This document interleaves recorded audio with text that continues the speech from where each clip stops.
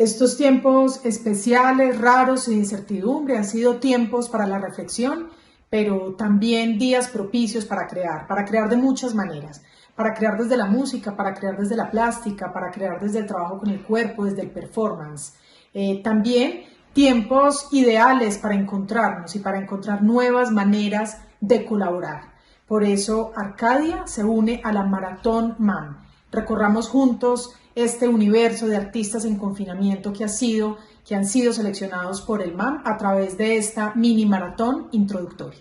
Hoy quiero contarles un poco sobre Sesiones en Confinamiento, Maratón de Proyectos Artísticos, una iniciativa del MAM que se transmitirá este domingo 14 de junio desde las 3 p.m. por el canal de YouTube del museo y también de Arcadia.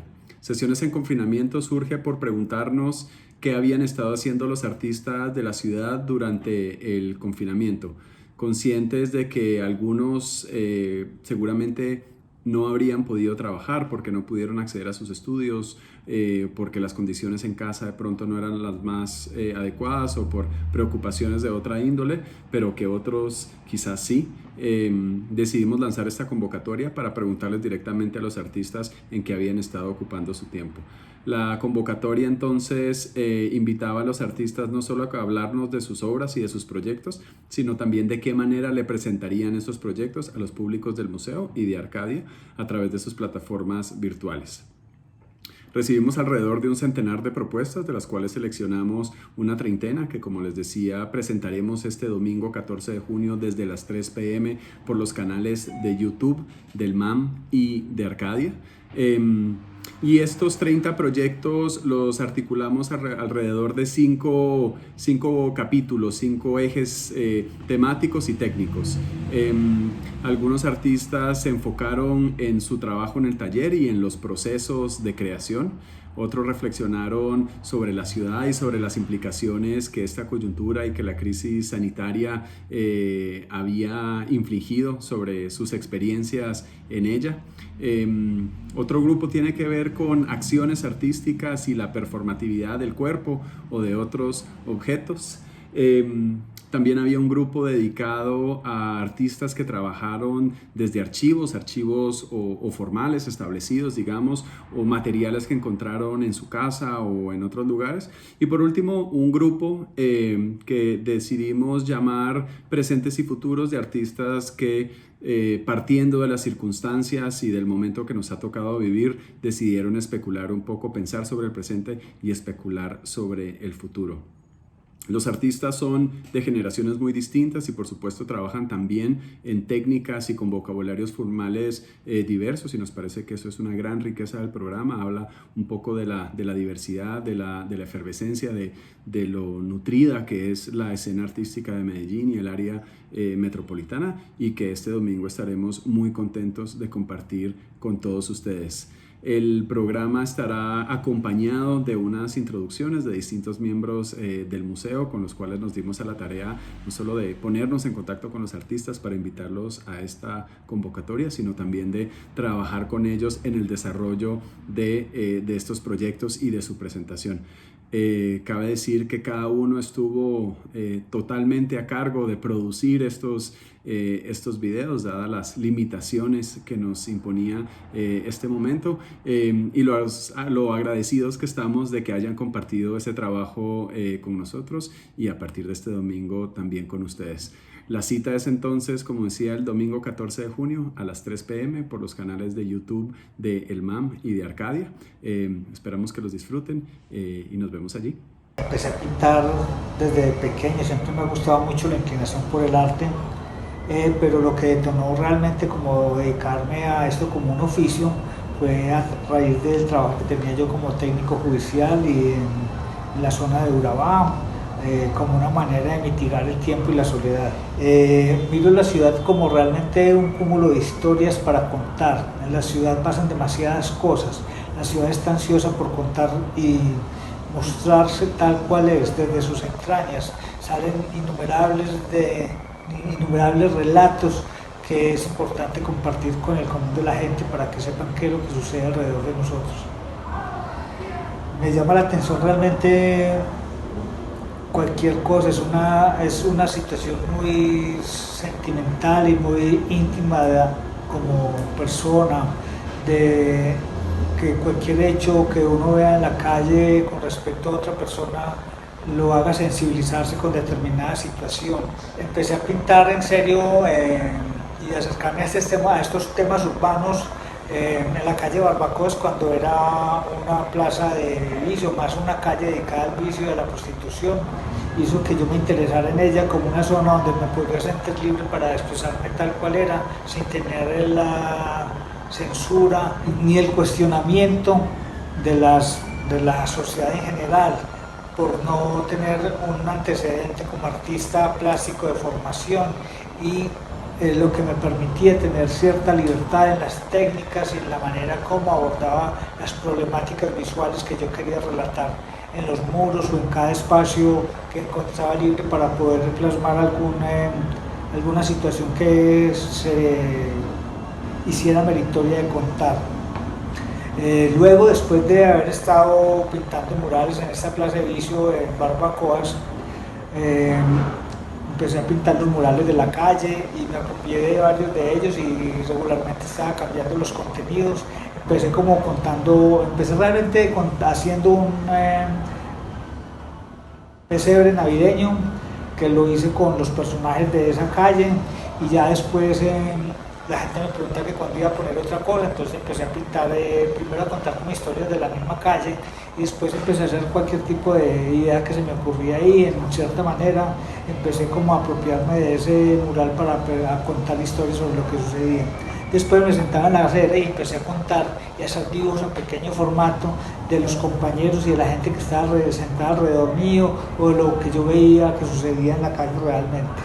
La técnica que yo empecé a emplear fue hacer dibujos en formato de papel, que luego los coloreaba. Ya después incluso empecé a encontrar también radiografías y empecé a contar historias en las radiografías, y después empecé a encontrar objetos también, y descubrí que esta ciudad era llena de historias para contar desde distintos ángulos, incluso desde los objetos que desechaba y la basura. Entonces empecé a recoger objetos de la basura para hacer ensambles y empezar a contar historias también a través de los objetos, la ciudad y sus objetos. También, además de las historias, estos objetos también tienen otras historias que contar. Entonces era muy interesante, porque era complementar con las historias que yo tenía en la cabeza o que había visto por acá, con los objetos también que a su vez tenían otra historia que contar. Entonces es como todo un cúmulo de historias que se funden en una sola obra, en una amalgama que conforma una obra final, que es lo que yo realmente hago aquí, una fusión de historias. Yo no elijo las historias para contar en la calle, las historias se podría decir que me eligen a mí. Simplemente deambulo por la ciudad y cualquier cosa me puede llamar la atención, y si no lo hago inmediatamente, después de que llegue al taller empiezo a acordarme de cómo eran esas historias que vi.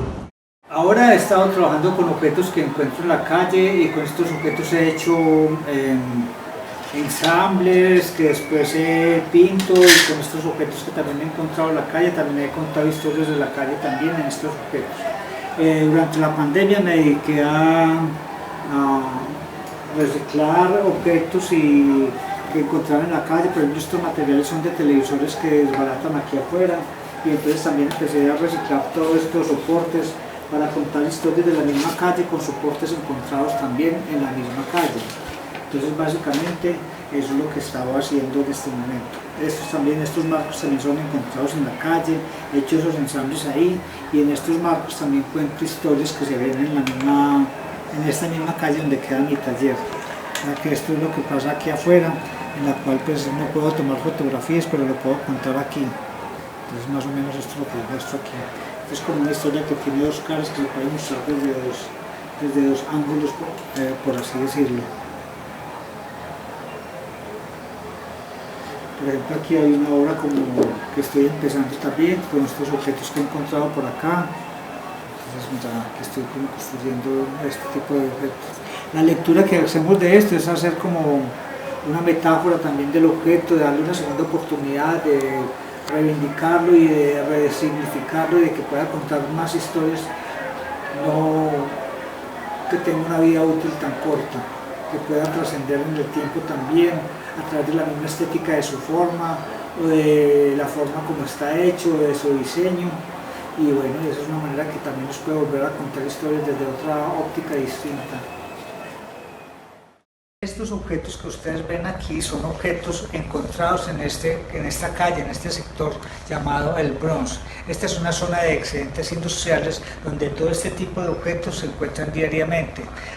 Los he ensamblado, los he limpiado y he contado también en estos objetos historias sobre lo que sucede alrededor de este taller que es donde yo estoy trabajando en este momento.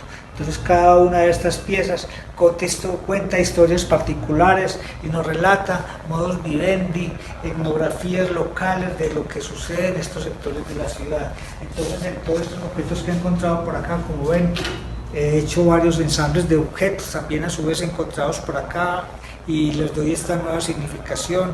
Y bueno, estos objetos ya están contando una historia diferente, tienen como una especie de dignificación, de una resignificación también, una recontextualización que los hace ver bajo otra mirada, bajo otros ojos también mucho más compasivos, que simplemente estar abandonados en una calle esperando el carro de la basura. En este momento estamos editando un documental del punk de Medellín. Es un trabajo que hacemos con un colectivo, el grupo de estudio HTM, con quienes nos reunimos desde 2017 para hacer una serie de entrevistas y compilar material de archivo sobre la escena punk de Medellín. Y hemos estado trabajando en el material, identificando unas líneas narrativas que dan cuenta de la historia del punk. A finales de los 70 y principios de los 80 empieza a llegar el punk a Medellín. Y un grupo de jóvenes se siente identificado con la agresividad y la fuerza de la música en un contexto violento como era Medellín en los años 80, inmerso en una guerra contra el narcotráfico brutal.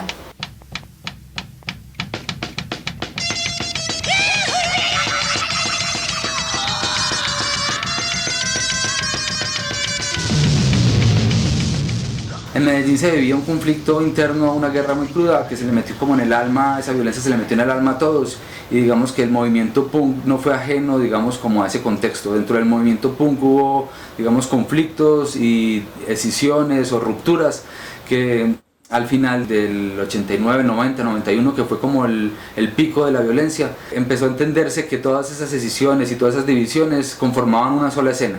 Y eso dio como opciones de vida y oportunidades para que cierto grupo de jóvenes no entrara a participar dentro de las dinámicas de la guerra en Colombia. Dentro del material que hemos recibido tenemos registros de conciertos desde finales de los 80, fanzines, fotografías, pero también además hemos realizado 53 entrevistas a diferentes personas que hicieron parte de la escena del punk en distintos momentos.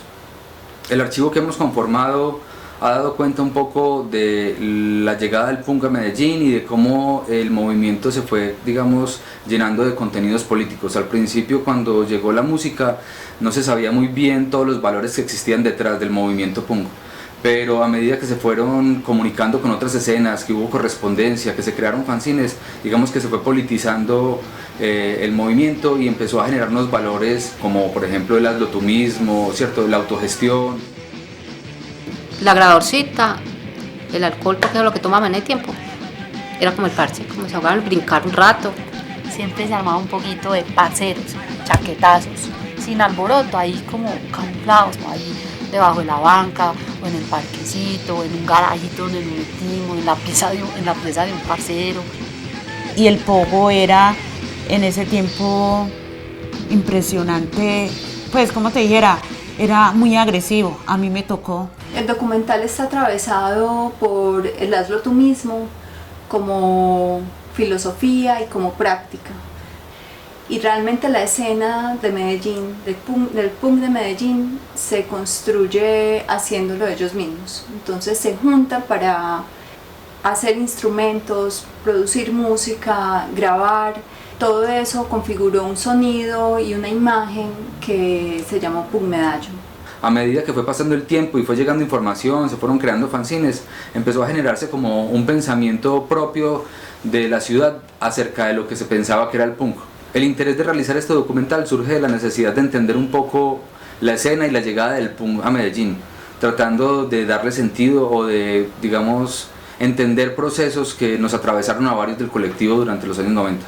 pero dentro del colectivo HTM digamos que hay varias personas que transversalizan esas generaciones de punk en Medellín. Más que realizar algo nuevo en la cuarentena, decidimos fue retomar este proyecto que venimos realizando desde el 2017, tratando como de aprovechar el tiempo de encierro, de aislamiento. Así que fue la oportunidad perfecta para encerrarnos a trabajar en el material, a entender sus posibilidades y a definir las líneas narrativas para construir este documento. Como los hombres pogueaban muy brusco, el pogo hardcoreero, que es distinto a la licuadora, entonces nosotros no nos metíamos ahí, sino que se hacía un poco de peladas.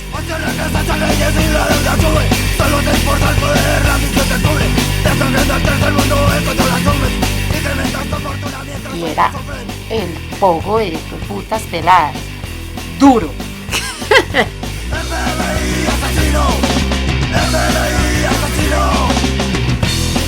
Marica, hijo de puta, me cascaron.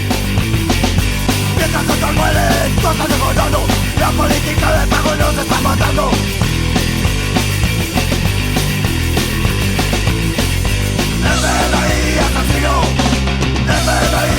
El pogo antes era un choque de fuerzas de donde provinieran sin ningún orden y ninguna mierda. Como yo estaba pues con la sangre pues caliente, pues que yo quería estar en el pogo, yo no estaba pendiente de nadie sino de lo mío, cómo era que me iba a defender en un poco muy violento, sí. Las fotografías para mí son objetos que están cargados simbólicamente, que corresponden a un tiempo y a un contexto, y que esto posibilita que sea una fuerza potente que las ayude a trascender. Siento que mi trabajo como artista radica principalmente en encontrar esas nuevas formas de nombrar o de resignificar estos objetos fotográficos y permitir que se dé un vínculo poético o una experiencia poética entre el espectador que está contemplando o que está interactuando con las imágenes y estas obras que están ahí dispuestas en el espacio. Me interesan esas imágenes que por sus significados parecen no pertenecer al relato de la historia y que son capturadas y clasificadas de una forma casi vulgar. Creo que siempre se encuentran historias adicionales que cargan poéticamente las imágenes, las fotografías. Creo que esa es la función principal mía como artista, o lo que yo tengo muy claro a la hora de trabajar, y es que el documento fotográfico no es nada per se, es un objeto que está, o una imagen que está impresa sobre el papel, pero que no tiene ningún sentido simplemente cambiarla de un soporte a otro. En mis investigaciones siempre suelo buscar cuál es ese elemento que puede generar una conexión con el espectador, porque siento que el medio que principalmente trabajo es la instalación, entonces me interesa mucho esa relación del espacio, de los ambientes, de la atmósfera y las posibilidades que tiene el espectador como ese componente de interacción y de activación de las obras. Entonces siento que siempre después de capturar una imagen, sea apropiármela o sea que yo la construya con mi cámara, me interesa cuál es ese tercer componente, ese tercer ojo que está interactuando, contemplando y sintiendo. Yo busco capturar en una imagen, sea una imagen obturada o una imagen encontrada en archivos o en documentos que suelo investigar, una fuerza o un vínculo poético. Me interesa que el espectador pueda generar este vínculo, que se emocione y se trastoque al ver una obra que está dispuesta con un pensamiento o con una disposición específica. Hace unos 5 años tomé la decisión de no obturar, al menos que fuera necesario, pero hasta la fecha me interesa principalmente trabajar con documentos que he ido acumulando y clasificando con los años y son el insumo principal de mis obras. Me interesa encontrar en esas imágenes que son desconocidas para mí otros significados que voy construyendo con el tiempo y que por sí solas van mostrando cuál es la fuerza, cuál es su carácter. Yo pienso que el olvido es uno de esos componentes que va ligados a la fotografía, que históricamente se le han atribuido a la fotografía y que están relacionados también con un concepto que es la memoria. Al igual que en la vida, la muerte también está acechando las fotografías todo el tiempo con este carácter de qué vamos a olvidar o qué vamos a conservar. Yo en lo personal no le temo al olvido, como tampoco le temo a la muerte. Creo que soy consciente de que es una presencia que habita y que está acompañándonos desde el momento del nacimiento, entonces siento que es un componente más que hace parte como del pensamiento y de la cotidianidad. La cuarentena para mí ha sido un espacio que me ha permitido detenerme un poco y pensar en mis proyectos, en mi vida, en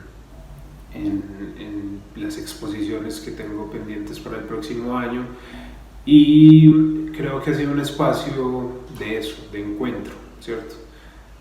Por supuesto ha habido momentos en los que la angustia ha estado, pero afortunadamente en el espacio en el que habito también tengo mi taller y me ha permitido generar espacios o una disposición de trabajo que antes, digamos, estaba un poco interrumpida. La verdad es que el próximo año se vienen varios proyectos que están en pausa debido a la cuarentena, pero que no hemos dejado de trabajar en ellos. Uno de los que más estoy esperando es mi primera exposición individual, que la estamos construyendo para la Galería Locus Arte Contemporáneo en compañía y en asesoría de la curadora Erika Martínez Cuervo, que es una mujer a la cual respeto y admiro por todo el conocimiento que tiene. Entonces esta cuarentena ha sido de mucho trabajo y espero que pronto se puedan compartir todos estos resultados. Somos el colectivo Universos Infinitos, Ciudadanos Universales. Nuestro colectivo desarrolla obras en vivo, live actos, performances audiovisuales, involucrando diversas tecnologías. Nos interesan los cruces entre cuerpo, performance, nuevos medios y la ciencia. Nuestros performances se inspiran en relatos de ciencia del origen del cosmos, en Carl Sagan y Stephen Hawking.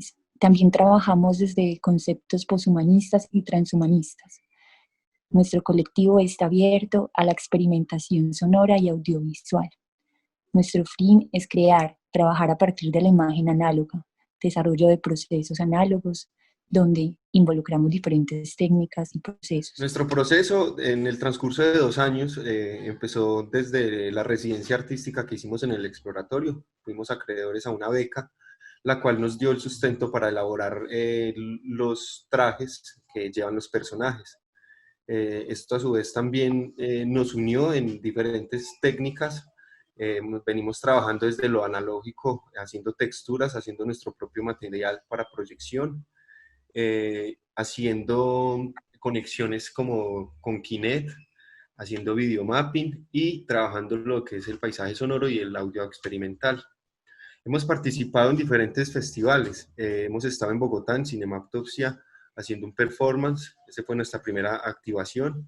Posteriormente nos hemos presentado en diferentes salas de la ciudad de Medellín, parques, bibliotecas y el Teatro de Moravia.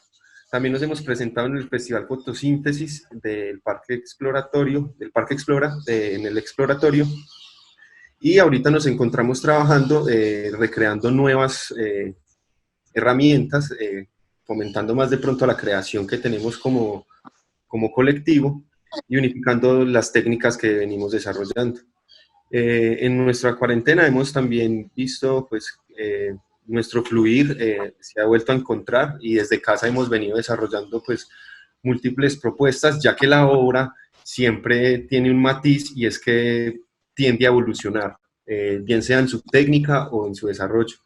La obra, como en un inicio estaba contando mi compañera, surgió como un performance de divulgación científica y posteriormente lo hemos venido elaborando y desarrollando para participar en diferentes plataformas o convocatorias. Nosotros estamos trabajando desde casa, entonces estamos trabajando como una parte que es con un material de archivo ya elaborado. Ese material de archivo hay algo muy interesante que la edición se prioriza, no los efectos que se puedan hacer desde un programa, sino las texturas que se han elaborado a partir de resinas y pintura. Entonces, esos elementos se van mezclando junto con otras texturas ya elaboradas en 3D que han hecho Carol.